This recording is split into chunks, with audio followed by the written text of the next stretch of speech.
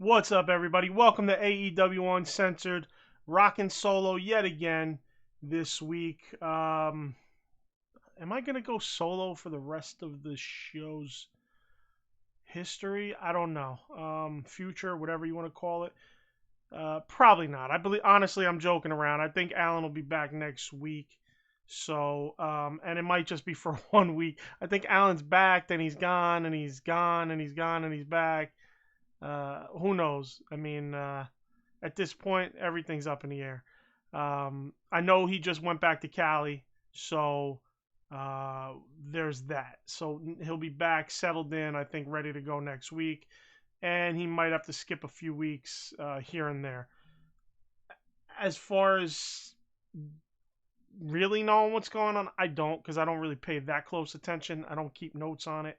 So, as you know, least research. Shout out to John in the chat, always with a nice good afternoon right off the jump. John, can you hear me? Just let me know you can hear me. Again, I'm doing this solo every once in a while. I want to make sure I got all the settings correct, because I do turn off some of these settings while it's just me. So, give it a second. Let me see if I hear from John.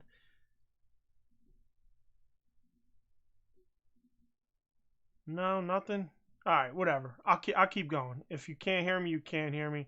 We'll figure it out in the long run. What's up to everybody on Facebook watching? Shout out to everybody on YouTube watching. Appreciate you guys.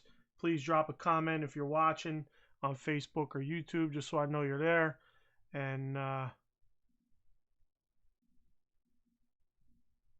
let's start off the show. Please like, share, subscribe, hit the bell, hit the thumb. If you're on YouTube, please share it, like it. Spread the word. We appreciate it. Uncensoredalliance.com. You find everything we do there. Twitter, AEW Uncensored. Email, AEW Uncensored Podcast at gmail.com. Facebook, AEW Uncensored Podcast. Throw that in the search bar. We have a page and a group. You'll see both. Like the page, join the group. As far as the audio version of this, you can get it on all third-party podcast applications, including Google Podcasts, Deezer, TuneIn, Stitcher, iHeart Radio, and iTunes. Please write us a review on iTunes. We really appreciate it if you do that. Thank you. Link in the description for Skype. You want to join the show? Join us by linking with us on Skype. So, link in the description. All right, let's start the show out. Not much miscellaneous. There's a rumor that Jim Ross is going to, once his contract comes up in April 2022, he's going to step away from full-time commentating and most likely do something behind the scenes.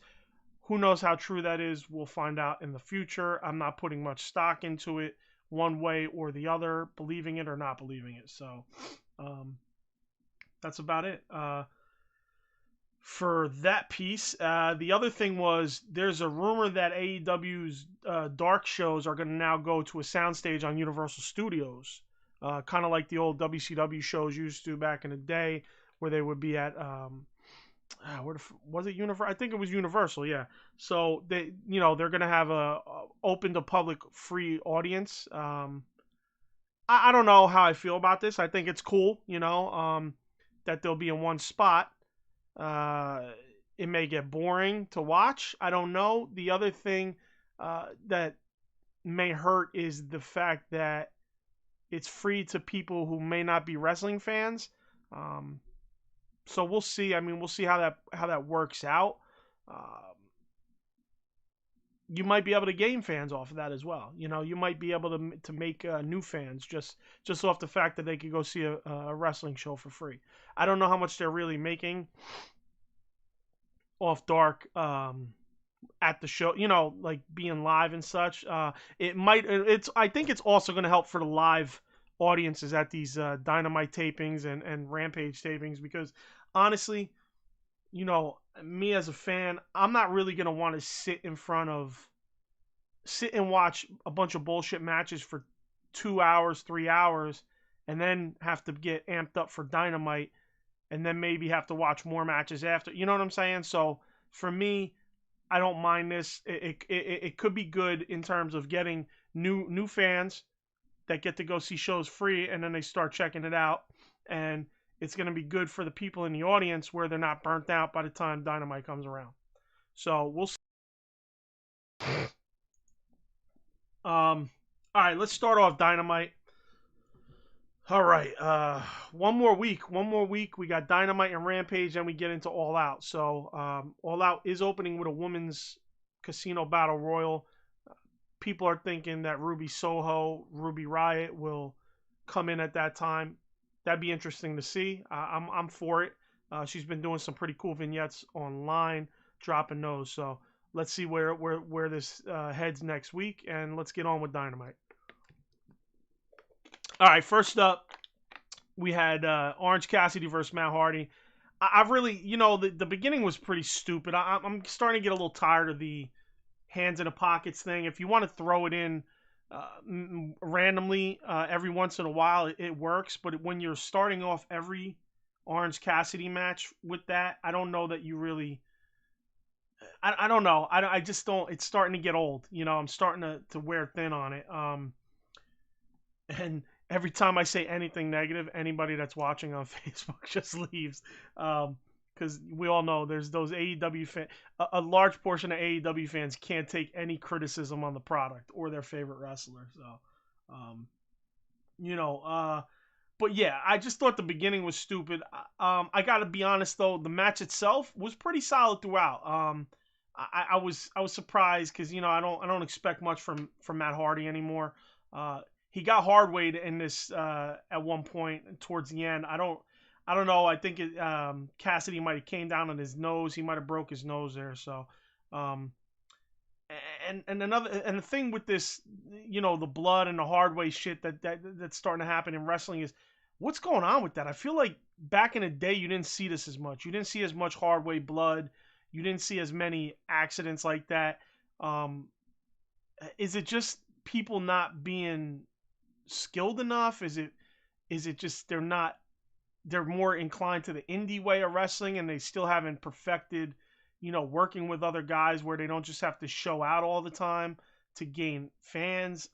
What's I don't know. Let us know. Drop a comment. Let us know. What do you think? What's the reason that these wrestlers just keep getting hard weighed or keep getting injured, during these matches? I mean, it seems to happen once a week or once every couple weeks where somebody gets accidentally, cut or accidentally breaks their nose or, something like that. Just, I don't know. I don't know what it is. I'm just, it's just, I feel like there wasn't a lot of that back in the day.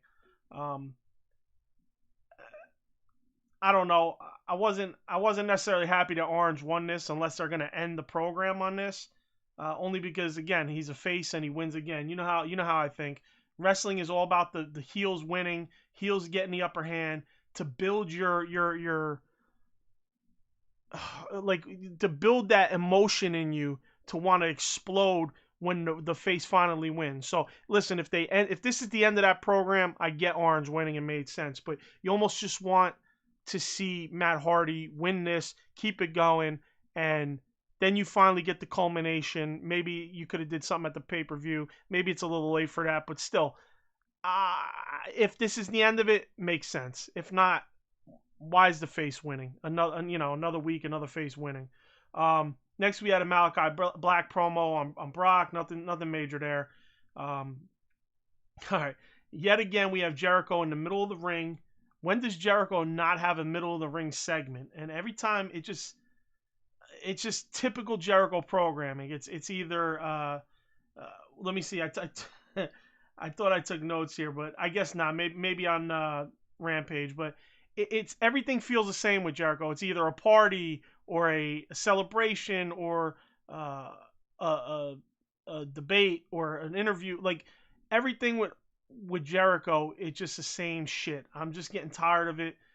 I think it's time for Jericho to go away. I gave Jericho a little latitude early on in AEW. Like I'm sure early on, if you listen to this show, early episodes, I wasn't a Jericho fan at all, ever.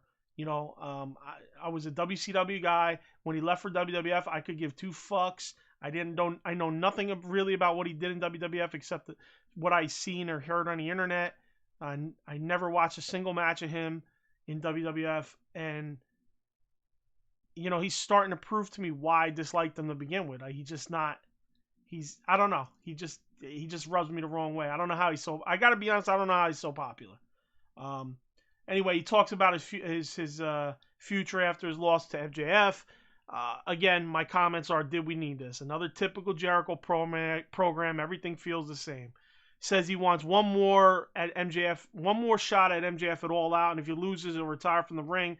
Possibly go, he said, I'll retire from the ring. I'll be an announcer on Rampage. We don't need fucking Jericho announcing all. Jericho announcing once here and there, every once in a while is all right, but don't need him weekly. In my opinion, of course he's going to get the win. The face, again, goes back to what I just said. The face should win at the end of, the program. So, of course, he's probably going to get the win at All Out. We'll see. MJF does come out and accept it. And again, something with MJF that's killing me, that I've said this a few times, is the stupid catchphrases. I don't need it. Like the I'm better than you and you know it. I don't need it. You're a heel and you're trying to get fans to go along with you and say it as you leave. And, why? That's not a heel's job, and catchphrases are fucking retarded. Catchphrases, very few catchphrases do in my opinion, do they really belong or were organic? You know what I mean? So I just think it's stupid reaching. It's a heel trying to reach for something he shouldn't. He's already good enough. He doesn't need a catchphrase. Next up, we had a Varsity Blondes promo before their match. So Lucha Brothers versus Varsity Blondes is next up. Listen, both teams, they really brought it in this match. It was great action back and forth. I kind of knew this wouldn't disappoint. I'm not saying it was perfect, but the Blondes had definitely come along pretty damn. So at the end of this match, the Jurassic Express come out and they shake hands, knowing that they'll be next up against the Lucha Brothers. Then you got the Elite coming down in the ring. As the Lucha Brothers turn their back, they push the Jurassic Express into them. Now, this was obviously to try to spark a little tension between Jurassic Express and the Lucha Brothers, but it backfired. The Lucha Brothers realized quickly that it was the heels. So this is what I like about this. You say, oh, it was kind of a throwaway thing. Like, it didn't work, so why did they do it? The fact that it got the heat on the heels and the heels were caught doing what they were doing, it just makes it that much better, in my opinion. It's like that's a little nuanced thing that really helps that little program that they have going on there. So I loved it. I loved the attempt, the failure of the attempt, and again, it makes the atmosphere of the heels that much better. So a nice little touch. We had Red Velvet versus Jamie Hayter.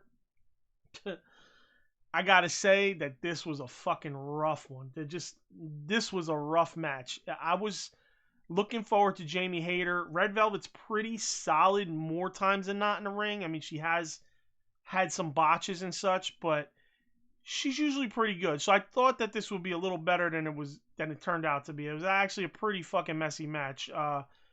That standing moonsault that Red Velvet missed near the end of the match, I mean, that was just brutal. I don't know what the fuck happened, what she was thinking, or what, but that was tough. She also had two dives that scared the shit out of me. I don't know if Jamie Hayter was just a little too close to the apron, because when she landed on Jamie Hayter, she literally landed her whole body on her upper body, and just Hayter didn't roll backwards. She kind of just, her whole body just hit at one time, her whole back. So as she was catching her, so she couldn't even put her arms out to kind of break the fall.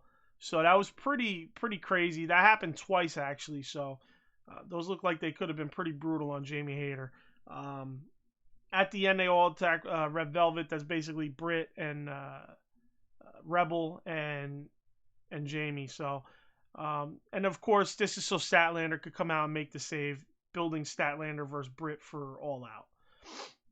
Next up, we had a Dark Order promo. There's been some dissension brewing apparently on Dark. I didn't watch Dark. I just noticed this after I already saw this. I had watched some vlogs and looks like they Uno had pushed Alan Angels during a Dark match, I believe. So anyway, the dissension's brewing over. Uno and Grayson not letting the rest of Dark Order save Hangman kind of got them in their feelings. So this was interesting, but how will it play out at this point? You know, Reynolds mentions that just because he's the number one, his name is the number one, doesn't mean he's the leader.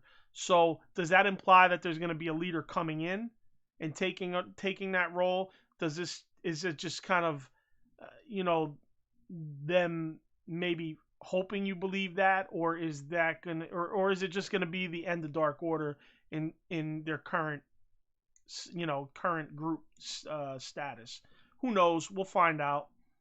I am interested. I know a lot of people say fucking Dark Order, and they've kind of tapered off the last few weeks. It feels like, but it's just because you're not really seeing too much of them. In my opinion, I'm still a fan of them.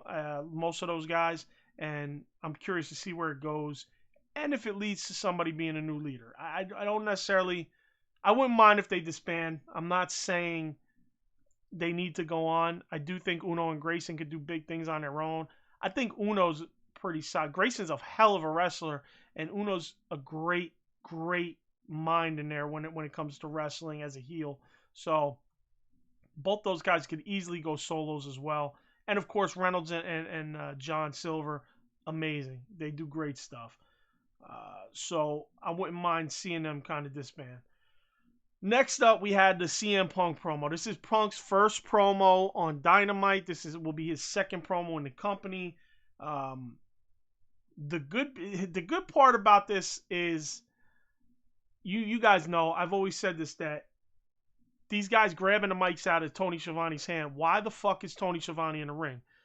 Word is, Tony said on his podcast that Punk said, I'm going to let you hold your mic. That's what you're there for. What's the point if you're not holding the mic? So I love it. I love that he's looking in the same, he's looking at wrestling how wrestling should be, not just people snatching the mics out of the fucking interviewer's hand. Mean Gene would never, like Alan says this, Mean Gene would never let a motherfucker snatch the mic out of his hand. Was Hulk Hogan snatching the mic out of Mean Gene's hand? No. And Hulk Hogan was the biggest thing in wrestling. So, that's what I loved about this interview as well, was just that little nuance there, and that he had told Tony this in the back preview, before this even happened, days before. So, he basically mentions he wants to see if he's still the best in the world, and that's when the fans started going crazy, because best in the world, Bryan Danielson used to be called the best in the world. I don't know if he was in WWF or not, but all of a sudden the chants of yes started going throughout the stadium. And I'll tell you what, man, that was great. I mean, that fucking gave me a little tingle up the spine, because, he's one of the guys that I kind of got interested in, and I did watch a few matches and a couple of the things he was doing in WWF when, like I said, I kind of got, people had told me watch him, because I'd been out of wrestling. I never did, but he was in WWF at the time. And they said he's really good, so I did end up getting involved after watching Total Divas. I know that's funny for me to say, but I really thought he was a legitimately nice guy. I thought he was, I liked his personality, so I started following a little bit of his wrestling on WWF. That's kind of right where I came back watching a little bit of wrestling sporadically, very sporadically, but yeah, so those yes chants kind of sent a tingle down the spine. And the fucking great part about it, he says, whoa, that's somebody else's shtick, you might have to wait a little longer for that. So for me, I was like a little kid, because I really want Bryan Danielson to come to AEW, and it's all, there's the rumors, obviously he's going to show up in New York at Arthur Ashe Stadium. Most likely it's going to happen, but this was just, it seemed like Punk wouldn't throw this out there if it wasn't legitimate. You know what I'm saying? So I really like that. I really thought it was great. I love that the fans, as soon as he said the best in the world, the fans started chanting yes. I can't wait to see them react if and when he does show up. So that's going to be fun.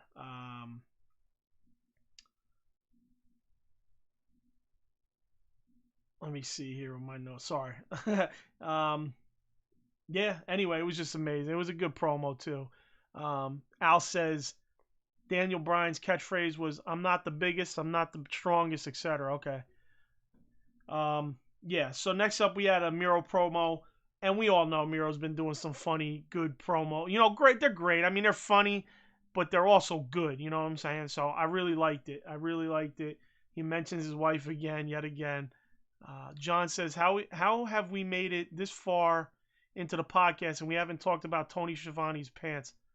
Fuck, I got to be honest, John. I didn't even notice anything. Tell me about Schiavone's pants. Was he wearing jeans? He does. He he fucking wears it. His sports coat is huge.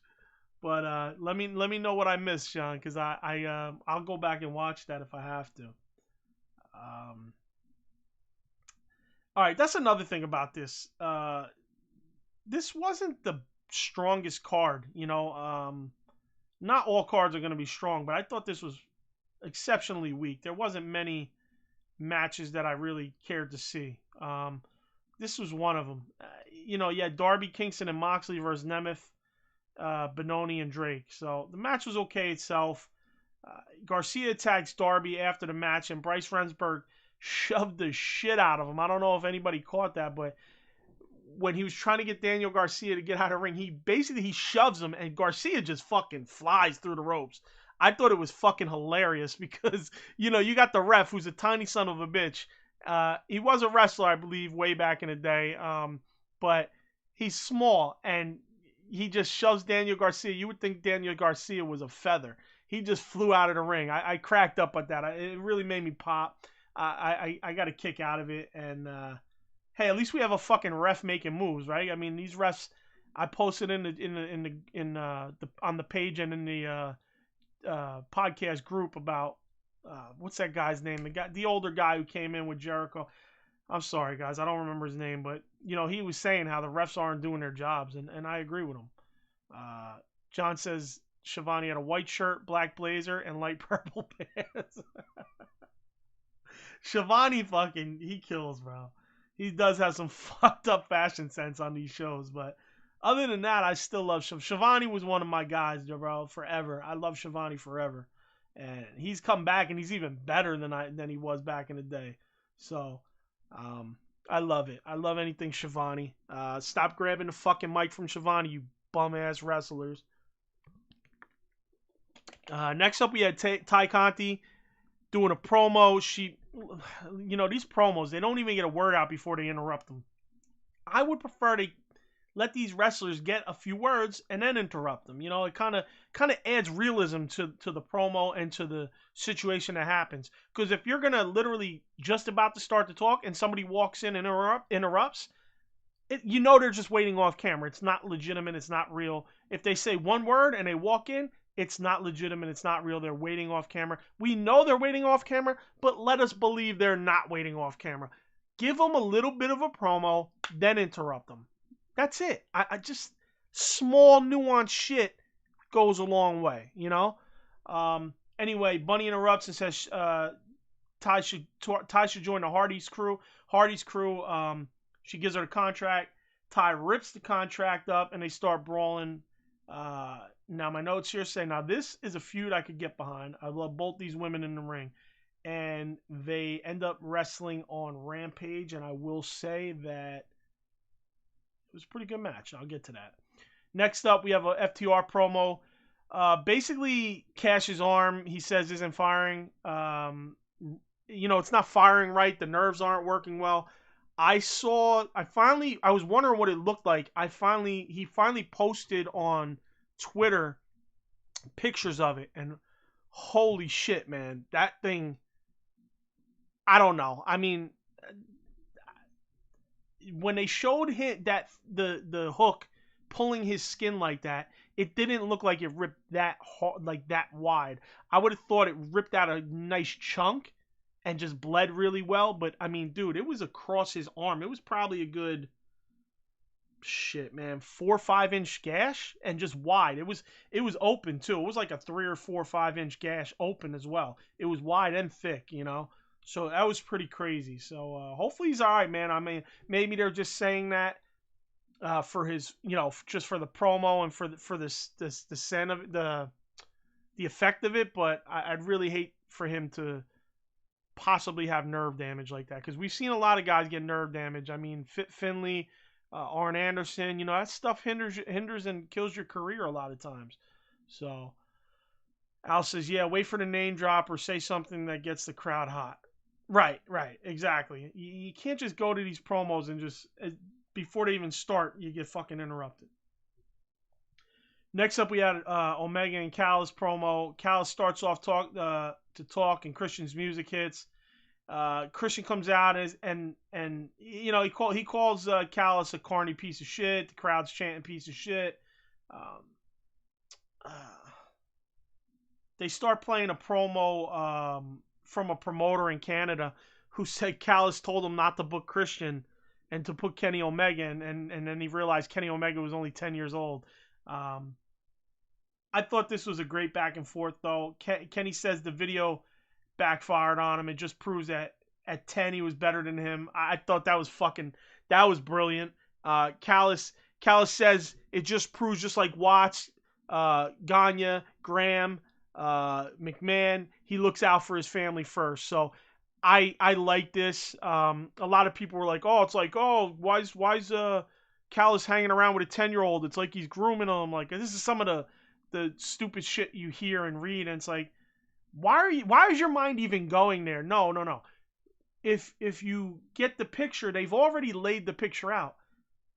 Callis, the Golden Sheik, is Kenny Omega's uncle. Callis and the Golden Sheik are 1-1. I believe the Golden Sheik trained Callis. So it's like family. So of course Callis is going to be around 10-year-old Kenny, who of course wants to be a wrestler like his uncle. So what is this grooming shit? What goes through your mind?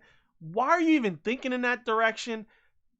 Do you not equate the fact that Callis knew him when he was 10 years old, not because he just happened to randomly find some 10-year-old kid who wants to wrestle, but because he knew his uncle and was trained by his uncle?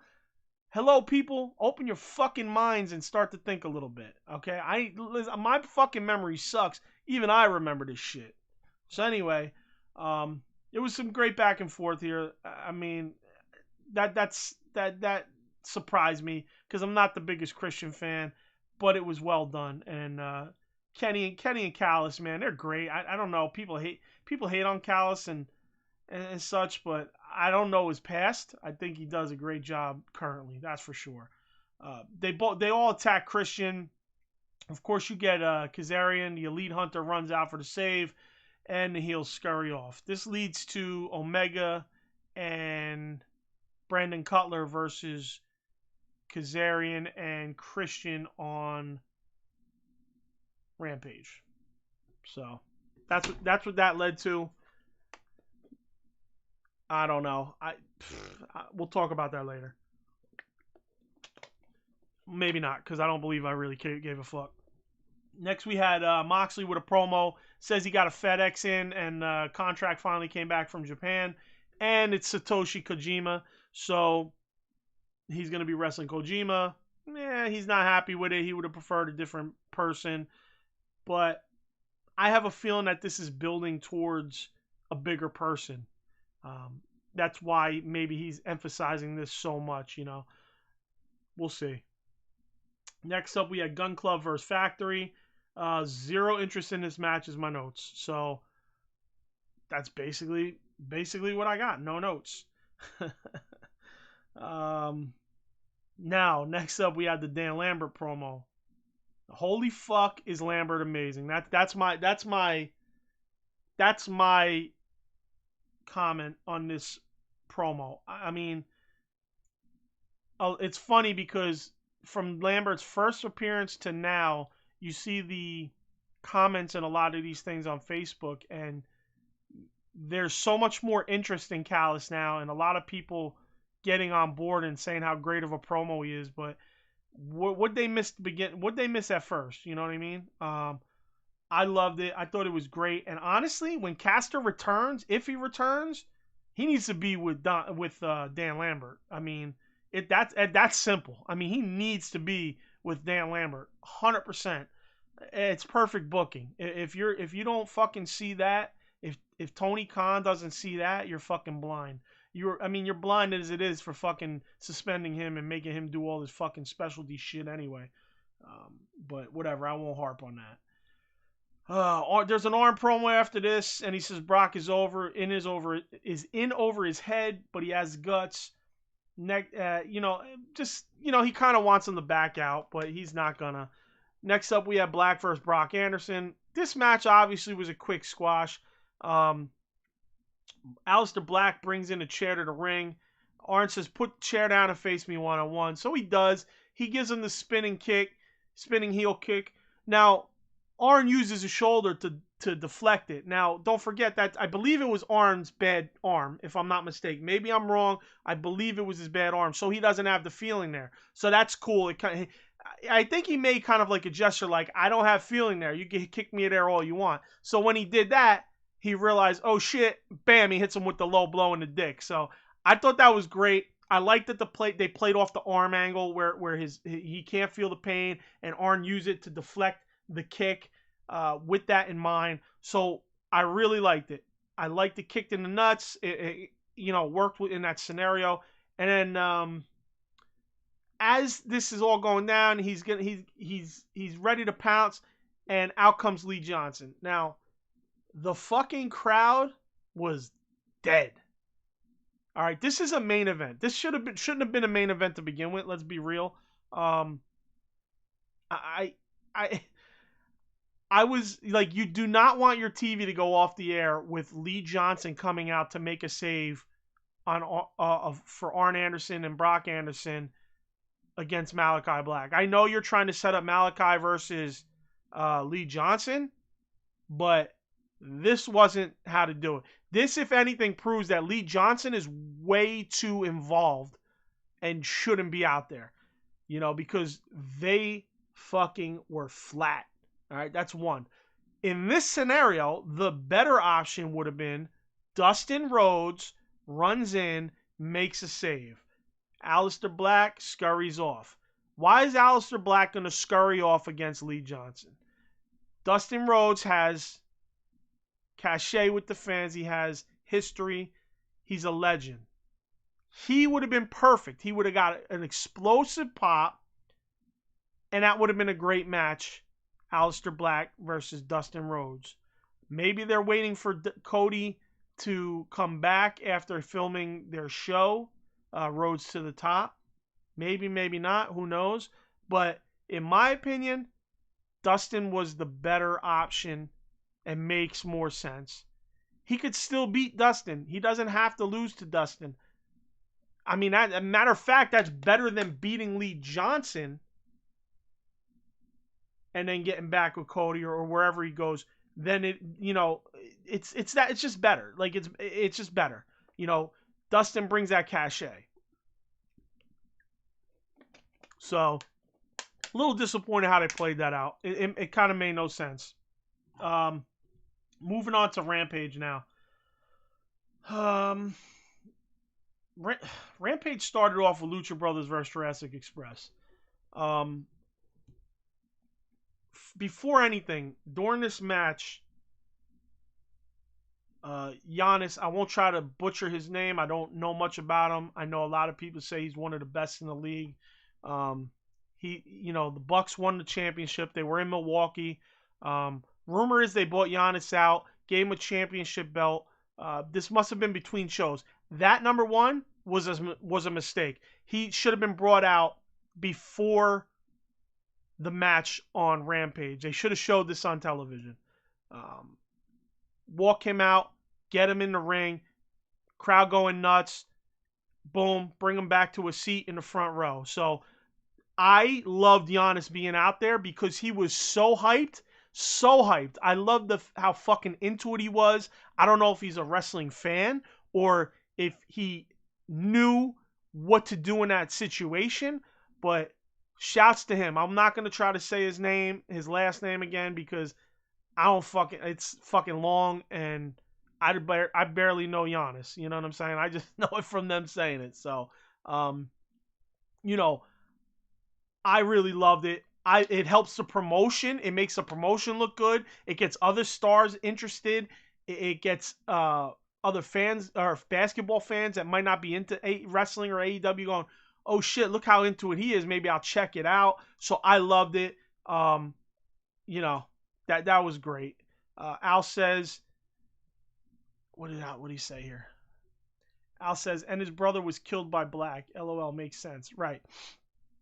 Right. That's why it would make sense for Dustin to come out and make the run in. All right, so back to the actual match. This match was wild, man. I'm kind of, you guys know me. I hate the fucking whirlwindness of a lot of these multi-man matches, but sometimes it works. This was kind of one where it wasn't too whirlwind, but it did have a aspect of whirlwind to it. The Rana off the top rope to the outside that Phoenix gave Jungle Boy was nuts. I mean, was it Jungle Boy gave to Phoenix? I believe. My bad. I might have reversed that. Correct me if I'm wrong, but I think it was. Fuck, man, I can't remember. Anyway, one of the motherfuckers gave the other motherfuckers a Rana off the top into the pile. I was like, holy shit, like that was pretty dope. I mean, it looked good. It didn't take too long for them to set it up. It was almost like, what are they gonna do with both of them being that high? And then you kind of realize something's gonna happen on the outside because they're balling up. The main issue I had with a lot of these big and setup moves is that they stand around too much. This isn't necessarily for that, but it kind of is a bit, because you had the other three guys, the other 2 or 3 guys outside standing around waiting for that Rana off the top. So, like there was a spot when Phoenix took out Luchasaurus, right? He throws him. Jungle Boy tags in Luchasaurus. How the fuck? I can't even read my own notes here. Phoenix took out Luchasaurus when JB tagged him in with the Rana. So he took out Luchasaurus with the Rana. JB standing back instead of instantly rushing into Phoenix. He waits for Phoenix to kind of turn and be ready for him. Instead, it should have been Phoenix takes out Luchasaurus with the Rana to the outside, and as he's rolling and getting up, Jungle Boy should have been running into him, and Phoenix should have been anticipating that this should be like smooth, like you want to say, like ballet, smooth, and everything just rolls right into each other. Instead, he did the Rana. Phoenix takes a little bit of time to get up. Jungle Boy was watching the whole time. So now it makes Jungle Boy look bad because Jungle Boy's standing back. Then Jungle Boy, after standing there and watching the whole time, finally starts to run towards Phoenix. So it needs to be a little more, and then he tosses Jungle Boy out through the ropes. It needs to be a little more fluid. That's one of the things with a lot of these fast-paced matches, that there seems to be, if you're going to be fast-paced, you want it to be fluid so it's not stutter stepping and it's not looking too phony, and that's a little bit of an issue that happens a lot. So that's one of the weird things that they work on it here and there, but eventually I'm hoping that it'll all play itself out once all these guys are more comfortable with each other and they get in a ring more often, and I don't know, they get more seasoning, because a lot of these guys, let's be real, Jungle Boy, he's young, man. He's still a young guy. So, but I loved it. I loved it anyway. It was a great match. And Phoenix is a fucking star. I mean, this kid, no matter how you shake it, this kid's gonna be a future star. I mean, I hate to say break up the Lucha Brothers because they're great, but I mean, everybody wants to see Penta do his solo run like he was doing before AEW, and I'd love to see Phoenix solo. I mean, could see him easily going after the TNT title at any point, that frog splash he did, my God, he was up there, man. I mean, that was a big, long frog splash. Impressive kid. I'm glad he's back. I mean, I felt like Phoenix was gone for a minute there. So, next up, we just had a CM Punk and a Darby match promo. We didn't get CM Punk on the show aside from that, so that was nice. You're not overdoing Punk. You're getting him out. Because remember they overdid Sting when Sting was there. It was like they were just bringing Sting out every fucking week. You don't need to do that. Like same with Punk. You don't need to do that. You got this little vignette for their upcoming match. That was great. I mean, it's just you don't have to saturate the market with the new guy. So Miro's starting to come out to the ring for a promo, and he drags Fuego out with him. He basically kicks him down the ramp. Fuego rolls all the way down. He gets him in the ring, and he says Fuego accepted something he shouldn't have, meaning the contract, and he strips off his mask and super kicks him. That was pretty good. I mean, it looked good. It was brutal. I feel like this was done with the mask. I don't remember who. They ripped the mask off and super kicked. It might have been the Bucks. They ripped somebody's mask off, super kicked them. But as he gets his mask ripped off, of course he covers his face with both hands and gets a super kick. And that was almost identical to something else that happened not too long ago, probably a couple months back. I don't remember what it was though. I gotta be honest. Kingston comes out, his music hits, and he comes out and he gets on the mic and he's about to say something. Then he realizes, fuck this. He's like, I'm not talking. I'm gonna do it. It's not about running your mouth. It's about action. So he throws a hat down. He tosses down the mic. He gets into the ring. They start brawling. I love he hit the fucking the belly to back suplex. One of the pillar moves. So that was great. I can't wait for this match. Is it next week or are they doing it at the pay-per-view? I didn't pay attention to that. I got to be honest. I can't wait for that match. I love Kingston. Fuck being out of shape or not. I just love him. I love his promos. I love the strong style he uses. I really like it. And of course, Miro's a beast and he's starting to really, really click on all cylinders right now. Let me see in the chat. Connecting people through wrestling says, cheers. What's up, brother? Thank you for joining. John Lupinoff says, since Big Dub hasn't shown up, I feel obligated to cover him. ZD. ZD chant. John giving the obligatory ZD chant. Alan no longer has the parents cooking, so he's back probably in the fucking hot ass apartment with a frozen dinner. I'm going to say that. I'm joking because Alan does cook. Alan loves food, so he does cook. But he might have a fucking Swanson's on the plate today because he's just getting back recently. So I can imagine how many homeless people are encamped outside of his house. He might not want to dodge all the human feces to get to the store to get something good to eat. So, all right, let's move on. Okay, now this is another thing here. So Jericho, I noticed the commentary during this as well. I hate Jericho how he's playing the heel. He's playing the heel on commentary, yet he's a face. It doesn't fucking make sense. You guys heard me say this, I believe it was a week or two ago. He did the same shit, and I believe it was during a Fuego scenario. I just don't understand. This is a guy that, he's a guy that was known to protect the business, be pissed off and get in guys' faces when they came from the ring doing something stupid, and he's ready to fight guys, and yet here he is not protecting the business, and he hasn't really done it much in AEW either. He hasn't protected the business much at all. Like, everything's a fucking joke. Everything's loosey-goosey. And it's like, I don't know if he thinks because the Bucks do this stupid shit that we all know that I can't stand, but, and a lot of these indie guys do this shit that they're allowing them to do. I don't know if that's why, but it's like, dude, you're not a heel. Stop heel commentating. You're a fucking face. Like, do face commentating. It's that simple. You can't fucking play both, You want to be a tweener, that's fine, but you're not really a tweener at this point. You're full-blown face. Let's hear face commentary. It's that simple. That being said, a great line was when Taz said, Kingston saved Fuego's ass, And Jericho says, Fuego del ass. I thought it was funny. I'm not going to lie.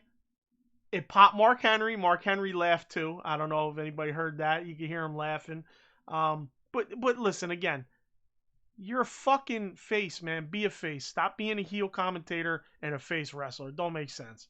Next up, we had the match that I was looking forward to probably the most on this show. Ty Conti versus the Bunny. Now, I love the Bunny, man. She makes everything she's doing look real. Like, she's really trying to elbow your face off. She's really trying to knee your head put your head through her knee. You know, stuff like that. Where a lot of these women, when they're in the ring, they slow down when they're about to do a move. They the wall of molasses, as we call it. Just they stop and then push, stop and then push. She makes it look like she's going through these women. So I love it. I'm a big fan of both these women. I think Ty Conti has a ton of talent as well. This is probably the night of the line was the line of the night was, it doesn't matter if you know karate if somebody knows crazy. That's Mark. That's what Mark Henry said about the Bunny. That line was fucking brilliant. I really thought like that was. I don't listen to much. I don't listen to the commentating that thoroughly. Every once in a while I catch things, and I'm so glad I caught that line because that was a fucking brilliant line. Because obviously Ty Conti, you know, judo, jiu-jitsu, she trains and all that shit, and so it worked out. It was so fitting. It doesn't matter if you know karate if somebody knows crazy.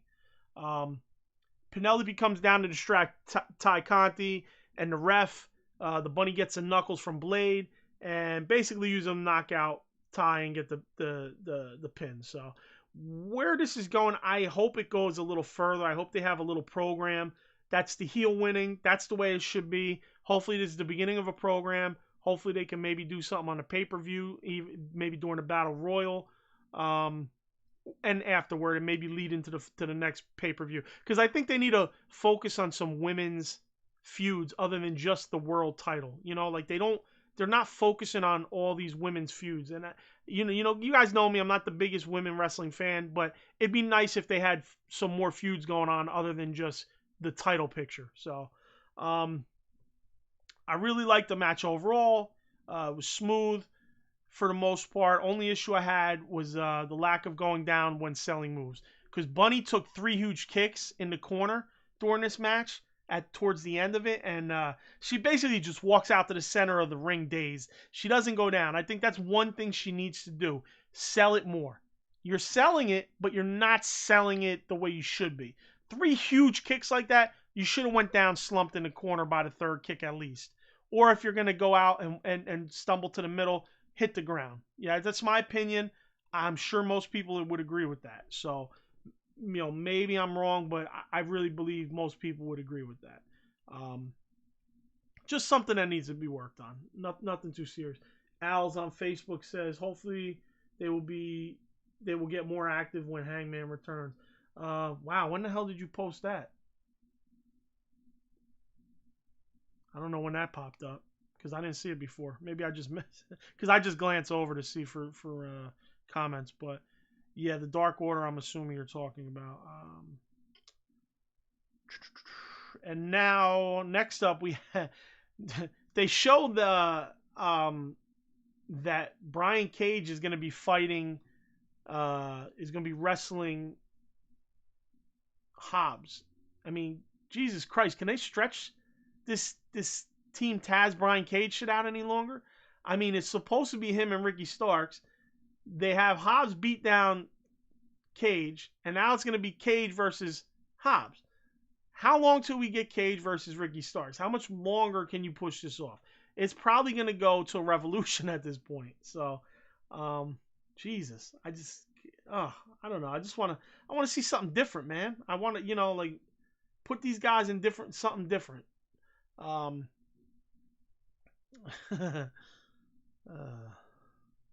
Okay, here's where I took those notes where I mentioned other shit about Jericho. Apparently, Jericho's going to have another in-ring. He's going to have an in-ring thing with Jim Ross. Another in-ring spectacle is what I wrote. Every fucking time with them. A party, a debate, a sit-down, a celebration, a discussion, etc., etc., etc., etc., etc., etc. Enough with the Jericho in-ring bullshit, please. And last but not least on this show, we had Omega and Christian for a promo in a split screen with Mark Henry. I love these split screens. I like when they give them the little back and forth. I know this from MMA. This is something they do a lot. I really loved it. I thought it was great. Leading right into their match. They've been doing this lately. Probably like this is like the third time I think they've done it, leading into a match. I believe the main event each time. So you have Omega and Cutler versus Kazarian and Christian. And we're going to end this show off, this podcast, with me telling you I didn't even pay attention to the main event. That's how little I gave a flying fuck about it. I was going to rewind it, and I said, I'm not going to waste my time. I love Omega. Cutler could actually go. I'm not going to lie. Cutler can go in the ring, man. People sleep on that dude. But I really don't give a shit about him otherwise. Because it's like QT. I think QT goes in the ring, and he cuts a pretty good promo. But he just doesn't do it for me. You know, like, so now maybe it's a dragon gimmick. Maybe if he had a different gimmick, I'd be a little more interested in his character. Because like I said, I think he goes in the ring very well. And he doesn't have a look where I'm like, oh, this fucking guy. You know, there's certain guys you look at and you're like, you can't be a fan of him just based off a look. And he's not really that guy. And I like Kazarian. Not a big fan of Christian. I don't really like what Kazarian's doing now, so I didn't pay attention. So we'll end the show there. I'm sorry I don't have anything on that match. I know it's the main event of Rampage, but whatever.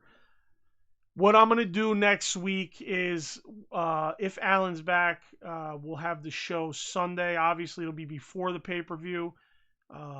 We will review the pay-per-view that day and give our predictions and review and preview, and